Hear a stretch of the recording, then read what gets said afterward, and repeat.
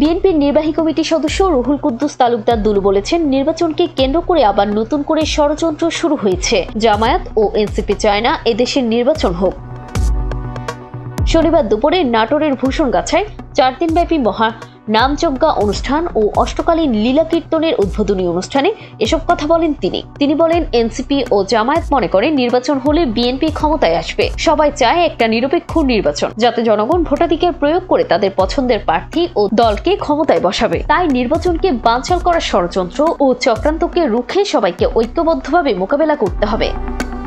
এ সময় আরো উপস্থিত ছিলেন জেলা বিএনপির আহ্বায়ক রহিম নওয়াজ, যুগ্ম আহ্বায়ক মোস্তাফিজুর রহমান শাহিন, সাইফুল ইসলাম আফতাব, জেলা বিএনপির সদস্য সাখাওয়াত হোসেন, নলডাঙ্গা উপজেলা বিএনপির সাবেক সাংগঠনিক সম্পাদক শরীফুল ইসলাম বুলবুল, জেলা যুবদলের সভাপতি হাই তালুকদার ডালিম, ভূষণগাছা শ্রী শ্রী সার্বজনীন কালীমাতা মন্দিরের সভাপতি বাচ্চু কুমার প্রামাণিক, সাধারণ সম্পাদক সত্যন কুমার দাস সহ স্থানীয় নেতাবৃন্দ।